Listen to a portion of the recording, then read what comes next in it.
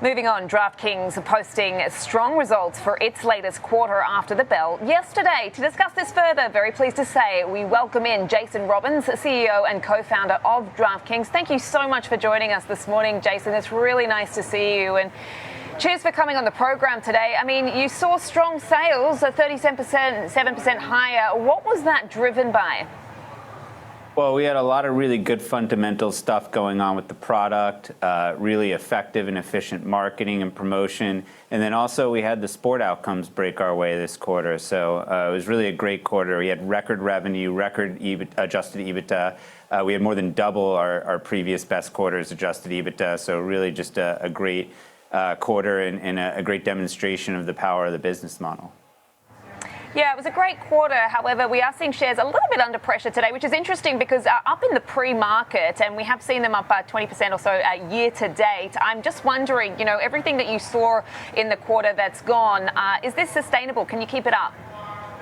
Well, I think a lot of people, our data gets publicly reported by state, so people can kind of track along the way how we're doing. So I think a lot of people kind of maybe bought in the, up to earnings, and we'll see how it trades over the next 24 to 48 hours. But really for us, we're much more focused on the long term. And I think that, it starts with having a great H2 and really building upon that for 2026. And I think this H2, we have such great plans in place on the product side, on the marketing side. It's our busiest time of year where we have the most revenue and the most profit. So it's a really important execution time with all the major sports pretty much happening at the same time in Q3 and early Q4.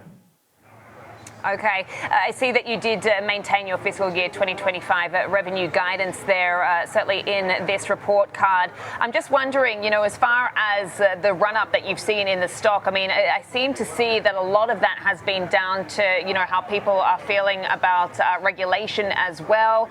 I'm just wondering, I heard you talking to Jim Cramer about your company guidance and the trajectory now, particularly off the back of the big, beautiful bill too. You have questioned the new tax provisions related to gambling. I'm just wondering how that factors into the equation here.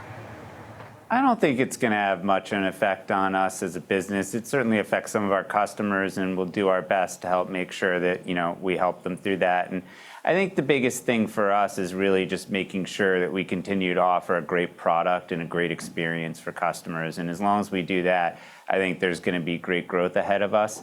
As far as I think the overall market goes, there are still about half of the population that we're not reaching. We're launching Missouri later this year, which is another state that will add to offer online sportsbook. And then on the iGaming side, we're only in 11% of the U.S. population. So there's still a ton of room just by state expansion alone for us to continue to grow for many years to come.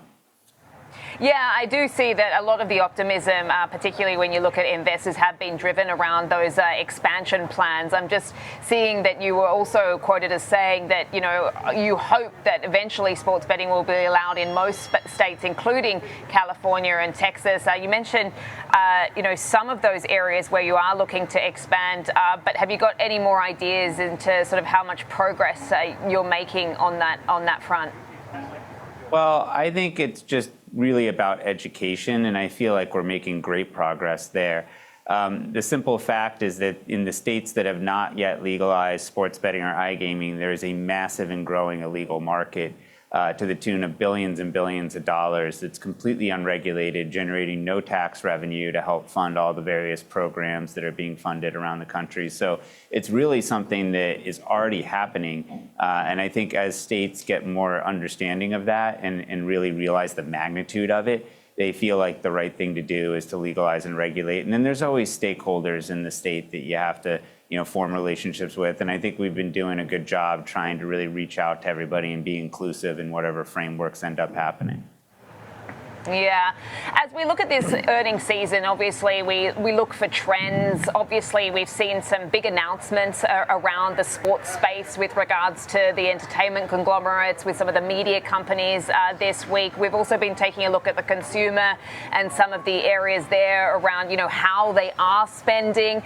I mean, what's your takeaway from, what you're seeing there as far as what your users are doing and sort of how they're spending their money and, how they're going about, what your business offers as far as the services?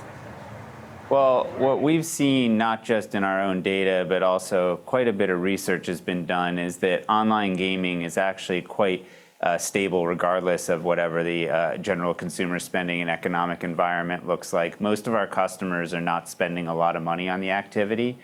So it's really something that typically, people end up continuing, and it's quite easily, funded by just cutting back on maybe going out to dinner once or something like that. So really what's great about, I think, online betting is that it provides hours and hours of entertainment, and you don't have to spend that much to do it.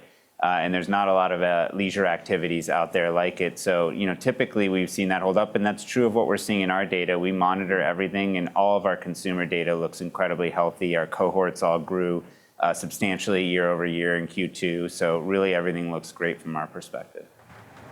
Okay, I mean, that's good to hear. So, not too impacted by the macro, fairly insulated from that, particularly as there's been a lot of focus on, jobs and some of the economic uncertainties right now. I mean, I suppose that's good to hear. You've got the expansion plans, which seems to be something that's helping as a tailwind, and also the new legalized states. So, as I say, plenty of tailwinds, but I mean, do you anticipate any headwinds on the horizon?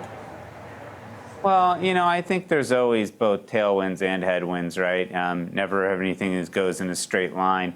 We had a few states raise taxes on us this year, and I think what was great was that, the strength and underlying performance of the business was strong enough that we were able to maintain our guidance along with, absorbing those costs. And then on top of it, we also are launching a new state that requires initial investment. When we launch a new state, it is not profitable in the first year.